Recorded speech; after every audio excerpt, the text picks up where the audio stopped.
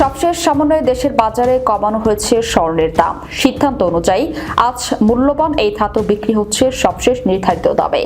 সবশেষ মঙ্গলবার সকালে দেয়া এক বিজ্ঞপ্তিতে স্বর্ণের দাম কমিয়েছে বাংলাদেশ জুয়েলার্স অ্যাসোসিয়েশন। সেদিন ভরিতে মূল্যবান এই ধাতুটির দাম ২,২১৬ টাকা কমানো হয়েছে।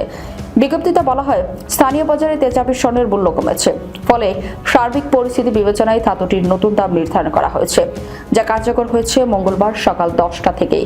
সিদ্ধান্ত অনুযায়ী দেশের বাজারে প্রতি ভরি 22 ক্যারেটের স্বর্ণের দাম পড়েছে 2,58,824 টাকা।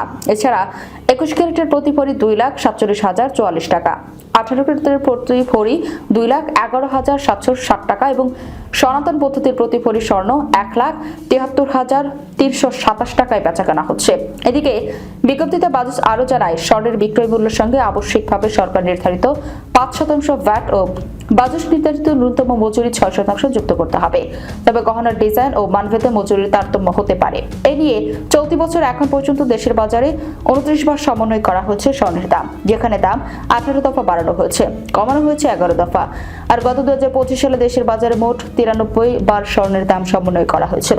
সেখানে 64 বার দাম বাড়ানো হয়েছিল আর কমানো হয়েছিল 29 বার।